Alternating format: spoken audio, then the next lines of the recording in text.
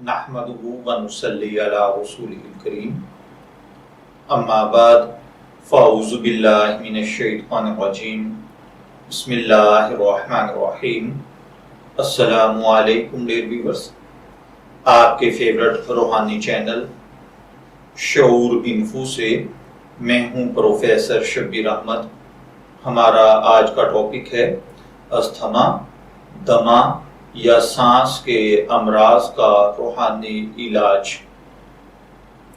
अल्लाह ताला हर भाई बहन पर अपना करम और फजल फरमाए।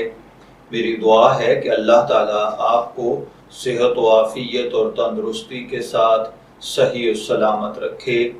अल्लाह न करे अगर आप या आपके घर में किसी बच्चे, बड़े, बूढ़े को अस्थमा, दमा या सांस के मसाइल दरपेश हैं।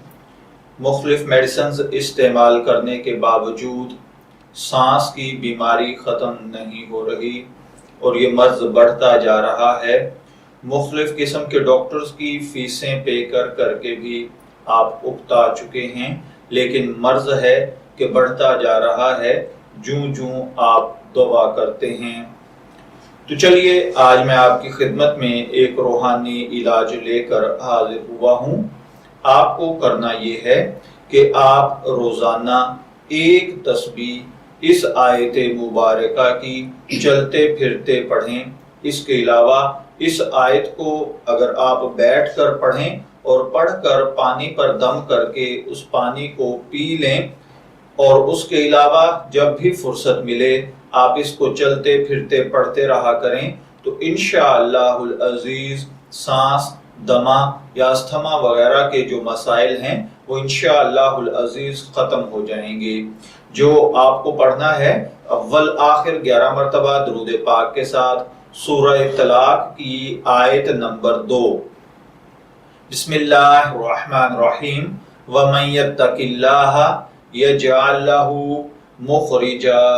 सिर्फ इतना हिस्सा आपको 100 मरतबा बैठकर पढ़ना है और पानी पर दम करके वो पानी पी लेना है। इसके अलावा वक्तन फवक्तन चलते फिरते इस आयत मुबारका को पढ़ते रहें। इंशाअल्लाहुल अजीज 11 दिन आप ये दम करके पानी पिएं और उसके अलावा 11 दिन के बाद आप चलते फिरते इसको अपना मामूल रखें।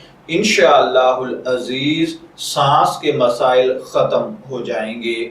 मैं दुआगो हूँ कि अल्लाह ताला हर भाई बहन पर अपना करम और फजल फरमाए, हर मुसलमान बहन भाई को सांस और दमे के मसाइल से महफूज रखे। इजाज़त चाहेंगे, फिर मिलेंगे किसी नए रूहानी टॉपिक के साथ। तब तक के लिए अल्लाह हाफिज।